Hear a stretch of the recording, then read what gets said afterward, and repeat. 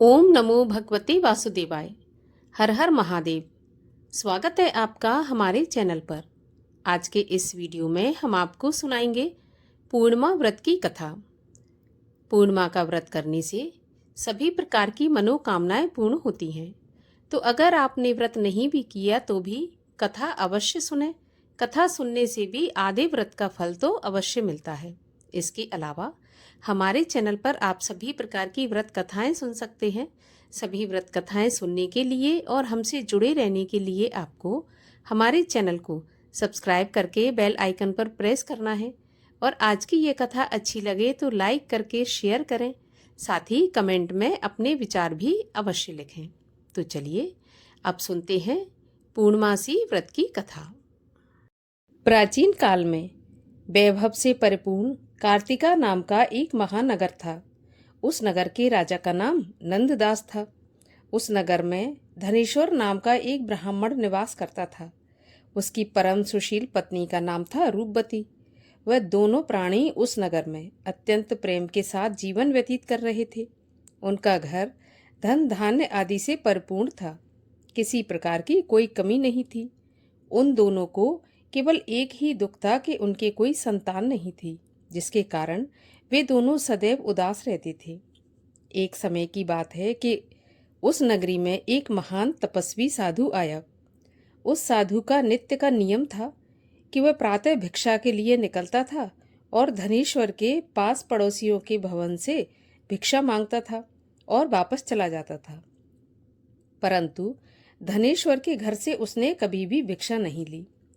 योगी का ऐसा नित्य कर्म जब धनेश्वर को मालूम पड़ा तो वह अपने को भाग्यहीन जानकर अत्यंत दुखी हुआ और एक दिन अति क्षुब्ध होकर धनेश्वर साधु की कुटिया में जा पहुंचा और हाथ जोड़कर बोला, महाराज, आप मेरे पाड़ पड़ोस सब घरों से नित्य भिक्षा लेते हैं, किंतु मेरी भिक्षा स्वीकार नहीं करते।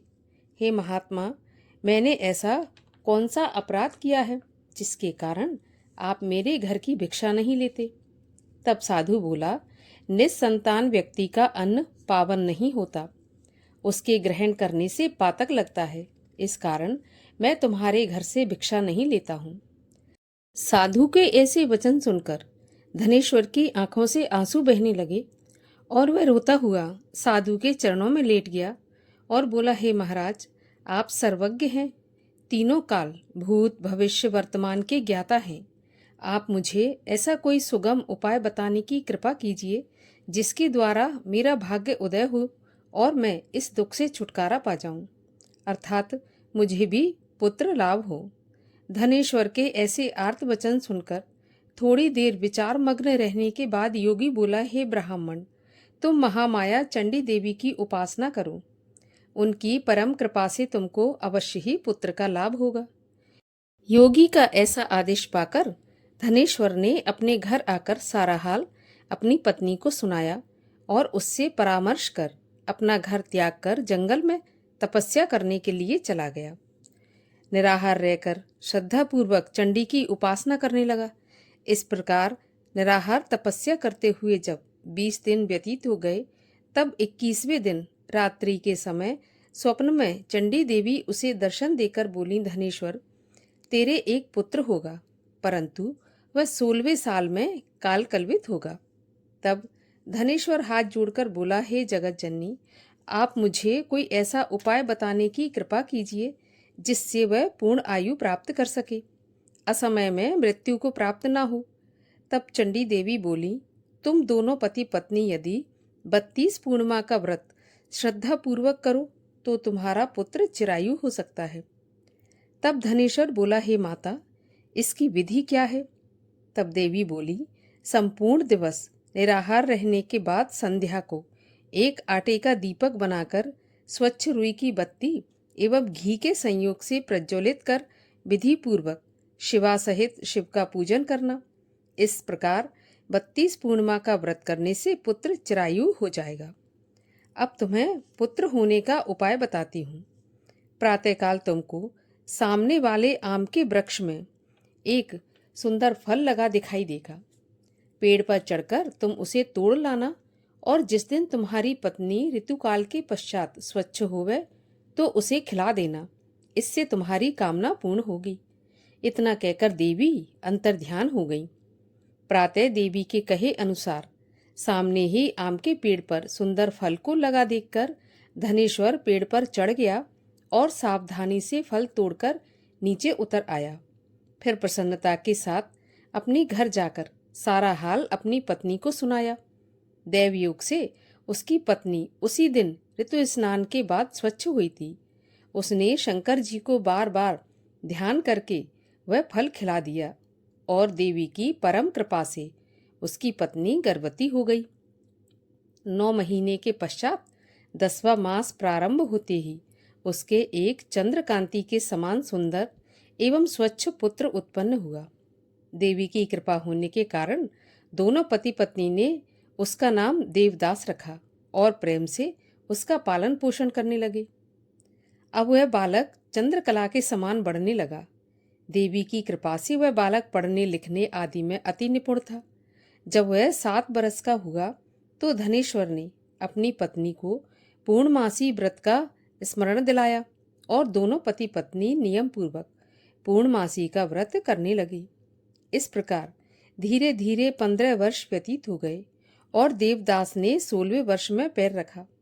तब धनेश्वर अपनी पत्नी से बोला कि देवी के कथन के अनुसार देवदास 16 साल का होते ही काल कलवित हो जाएगा, किंतु यह हम अपनी आंखों से कैसे देख सकेंगे? मेरा हृदय तो अभी से विदीर्ण हो रहा है। तब पत्नी ने परामर्श दिया कि मेरी राय से देवदास को उसके मामा के साथ शिवनगरी काशी भेज दिया जाए। वह वहीं रहकर विद्या अध्ययन भी करेगा और जिन भगवान शंकर की कृपा से हमें ये प्राप्त हुआ है वही इसे पूर्ण आयु प्रदान करेंगे। इस प्रकार आपस में विचार करके देवदास के मामा को बुलाकर दोनों को काशी के लिए रवाना किया और दोनों माता पिता उसकी कुशलता की कामना हेतु पूर्णिमा का व्रत करते हुए दिन व्यतीत करने लगे। देवदास अपने मामा के साथ काशी पाठशाला पर चला गया और कई दिन के बाद एक नगर में जा पहुंचा।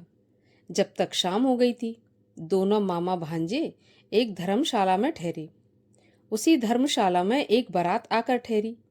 देवी प्रेरणा से जब भांवर का समय आया तो कुछ देर पूर्व ही दूल्हे को पक्षाघात का प्रबल आक्रमण हुआ। दूल्हे के माता पिता आदि संबंधी अत्यंत विकल हो गए। तब किसी ने परामर्श दिया कि इसी धर्मशाला में अमुक कमरे में वर के अनुरूप एक युवक ठहरा है, उसे किसी प्रकार संतुष्ट करके उसी के साथ भांवरें डाल दी जाएं और अन्य जो भी कार्य होंगे वह वर के साथ हो जाएंगे। सबकी सम्मति से लड़के के पिता ने देवदास के मामा के पास जाकर निवेदन किया कि अपने भांजे को कुछ देर के लिए मुझे प्रदान करें, जिससे मेरे पुत्र का विवाह कार्य संपन्न हो सके। तब उसके मामा ने कहा कि कन्यादान के समय मधुपर्क के अतिरिक्त जो कुछ भी मिलेगा वह मैं ले लूंगा। यदि आपको यह बात स्वीकार हो तो मेरा भांजा आपके कार्य के हेतु प्रस्तुत है। वर के पिता ने उसका यह प्रस्ताव तुरंत ही स्वीकार कर लिया और देवदास को दूल्हा बना दिया।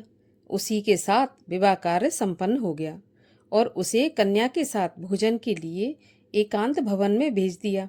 परंतु देवदास संकोच के मारे भोजन नहीं कर सका और मन में विचार करने लगा कि यह दूसरे की स्त्री और इसके साथ भोजन करने से इसका धर्म नष्ट हो जाएगा। यह सोच के मारे उसकी आंखों से आंसू छलक उठे। यह देखकर वह कन्या बोली, मैंने देवद्विज अग्नि एवं अनेक संबंधियों के समक्ष आपको पति के रूप में स्वीकार किया है। अब मैं किसी दूसरे को अपना पति नहीं बना सकती। तब देवदास बोला कि आपके इस निश्चय से आपका अनिष्ट होगा, क्योंकि मेरी आयु का केवल 1 वर्ष ही शेष रह गया है। अतः इस विचार को अपने हृदय से निकाल दीजिए। तब कन्या बोली, हे स्वामी, आप मेरी चिंता मत कीजिए। यदि मैं धर्म के पथ पर अडिग हूँ तो ईश्वर मेरा कल्याण करेंगे। आप इसकी चिंता त्याग कर प्रेम से भोजन करो। तब देवदास ने उसके साथ भोजन करके शयन किया और प्रातः ब्रह्म वेला में ही शैया त्याग कर पत्नी को जगाया और उसे दुपट्टा प्रेम पूर्वक प्रदान करके बोला, हे भामिनी, अब मैं तुमसे विदा लेकर जनवासी में जा रहा हूँ। यदि परमात्मा की कृपा से जीवित रह गया तो अवश्य मिलूंगा। वैसे मेरी मृत्यु व जीवन जानने के लिए तुम अपने भवन में उत्तम सुगंध वाली नवपल्लिका का पेड़ लगाना और उसे नित्य प्रति अपने हाथों से सींचना। जब तक वह हरा भरा और फलता फूलता रहेगा तो मुझे जीवित समझना। कदाचित वह पेड़ मुरझाकर सूख जाए तो जान लेना कि अब मैं इस संसार में नहीं रहा। अतः संतोष के साथ मर्यादा का पालन करना। इतना कह पत्नी से विदा होकर देवदास अपने मामा के पास जा पहुंचा और दोनों मामा भांजे उसी समय काशी यात्रा पर चल पड़े और कुछ काल बाद काशी में जा पहुंचे। इधर सवेरा होते ही बारात विदा की तैयारी होने लगी और समस्त बारातियों व वर के साथ वर का पिता मंडप में जा पहुंचा।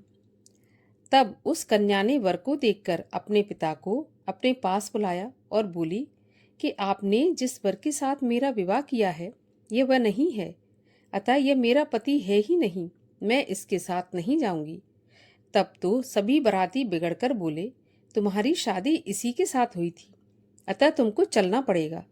तो कन्या बोली, मैंने कन्यादान के समय कुछ आभूषण वर को दिए थे, वह दिखाइए, तथा मैंने क्या क्या गुप्त बातें इसे बताई थीं वह भी सुना दे। यदि सत्य होगा तो मैं जान लूंगी। कन्या के ऐसे वचन सुनकर पक्षाघात से पीड़ित वह वर लज्जित हो गया और समस्त बारातियों के साथ बारात वापस चली गई। काशी जी में निवास करते हुए 1 वर्ष होने को आया तो एक दिन काला सर्प उसे डसने की कामना से उसके कमरे में आया। देवदास उस समय सो रहा था, अतः उस सर्प का आगमन न जान सका और उस सर्प के प्रभाव से देवदास के आसपास की सारी धरती काली पड़ गई। परंतु उस विष का प्रभाव देवदास पर नहीं हुआ, क्योंकि उसकी माता 32 पूर्णिमाओं का अपना संकल्प पूरा कर चुकी थी। अतः देवदास के प्राण नहीं निकले और वह जीवित रहा। सांप के निष्क्रिय होने का समाचार जब यमराज को पता चला तो वह अपने वाहन पर सवार होकर देवदास के प्राण लेने को चला। रात्रि का समय था। काशी में काशीपति के गण चारों ओर घूम घूम कर पहरा दे रहे थे। अचानक उनकी दृष्टि यमराज पर पड़ी तो वह उनके आगमन का कारण जानने की उत्सुकता को नहीं दबा सके और यमराज के पीछे पीछे चल दिए। अपने प्रयासों से उनके आने का अभिप्राय ज्ञात कर लिया और यह समाचार देने के लिए वह देवाधिपति शंकर जी के पास पहुंची और विस्तार से सारा हाल भवानी शंकर को सुना दिया। त्रिकालदर्शी शिवजी ने अपनी यौगिक शक्ति से उसकी माता द्वारा व्रतों का संकल्प, यमराज के आगमन का सारा हाल गिरजा को सुनाया। यह सुनकर गिरजा मात्र व्यथा से व्यथित हो शिवजी से बोली, हे स्वामी, मेरा निवेदन है कि आप उस अबोध देवदास को अभयदान दीजिए, क्योंकि वह आपकी शरण में है और उसकी माता ने भी आपकी पूजा करते हुए 32 पूर्णिमाओं का व्रत किया है। इसलिए उस पर कृपा करके देवदास को जीवन दान दीजिए। भक्त वत्सल भगवान शिव ने गौरा के ऐसे वचन सुनकर हर्षित हो देवदास के स्थान पर गए जहां वह प्राणहीन निश्चल पड़ा था।